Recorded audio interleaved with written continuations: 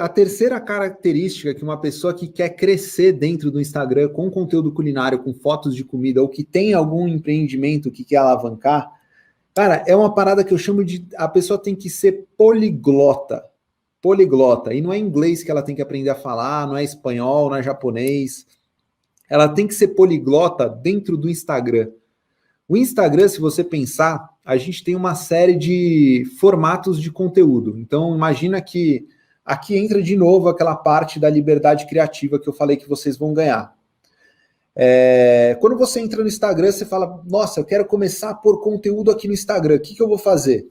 Cara, você tem Stories, você tem Reels, você tem IGTV, você tem vídeo, você tem live, você tem post, você tem carrossel, boomerang, hiperlapse, tem, cara, um monte de coisa. Só que eu citei 9, 10 tipos de conteúdo, de formatos diferentes. E aí as pessoas, muitas aqui me perguntam, Beto, precisa fazer tudo? Então, assim, tem divergências de pensamento, mas eu vou falar uma coisa para vocês. Se você quer crescer no Instagram, o ideal é que você saiba mexer em tudo, e aos poucos você vai dominando a área. Você não precisa ter uma crise de ansiedade, falar, meu Deus, não estou fazendo nada, eu preciso fazer post e tem outros 8 tipos de conteúdo que eu não estou fazendo. Não, você vai ter calma, mas eu quero que você entenda uma coisa. Tudo no Instagram tem um porquê. E eu vejo muita gente cometendo alguns erros e eu vou pontuar para você exatamente quais são esses erros. Primeira coisa que as pessoas costumam errar bastante é nos stories.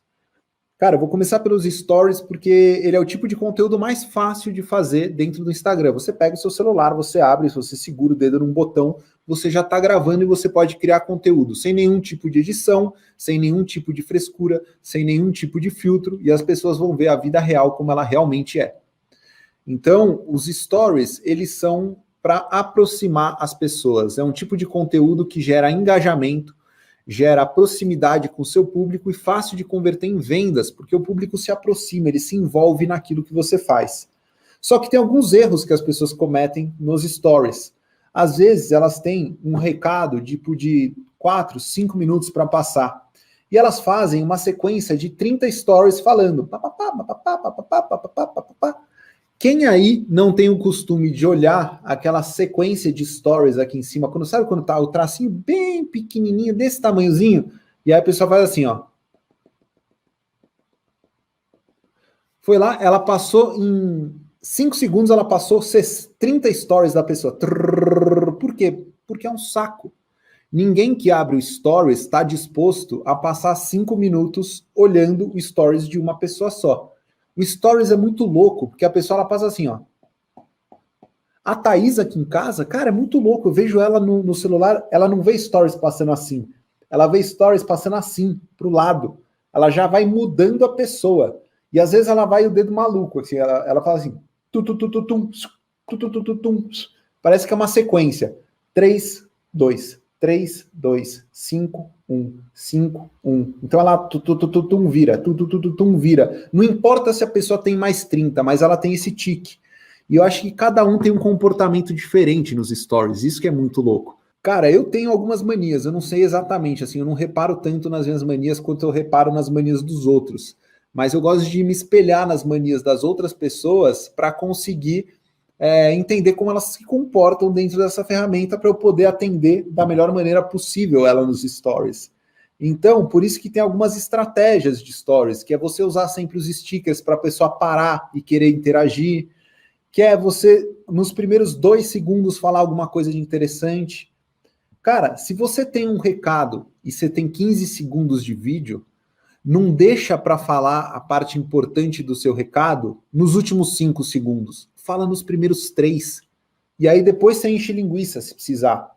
E não significa que você tem 15 segundos, você precisa usar os 15 segundos. Para o Instagram, para você, é melhor você fazer um stories de 5 segundos e a pessoa assistir 3 do que você fazer um stories de 15 e a pessoa assistir 5. O percentual de retenção foi muito maior. Então, assim, você tem que pensar muito bem no teu conteúdo para não vacilar nessa hora de falar uma língua que não é para ser falada naquela ferramenta. Onde eu quero chegar com isso? Se você tem alguma coisa para falar, para contar ou para ensinar para as pessoas que dura mais de 2 minutos, faz um vídeo no IGTV. Se aquilo que você tem para falar dura 1 minuto, você pode transformar num vídeo para o feed. Se aquilo que você tem para falar dura 15, 20 minutos, meia hora, faz uma live. Cara, não significa que, puxa, mas eu vou abrir a live e vai ter 2 pessoas ao vivo. Dane-se, depois que você terminar a live, você posta no seu feed que outras 300 pessoas vão assistir. A live é muito mais consumida depois que ela vai para o feed do Instagram do que no próprio Instagram ao vivo. Muito mais pessoas vão se envolver com aquele conteúdo gravado do que ao vivo. Então abre, faz uma live, terminou, posta no seu feed. Ah, só 5 pessoas assistiram. Tudo bem, mas 100 pessoas vão assistir agora que está no feed. E segue o jogo. Então, assim, presta atenção como você vai fazer os seus stories. De repente, um conteúdo que você vai postar lá pode ir para outra linguagem do Instagram e isso vai ajudar no teu algoritmo. O Instagram, ele entende quem está usando mais da ferramenta. Ele entende.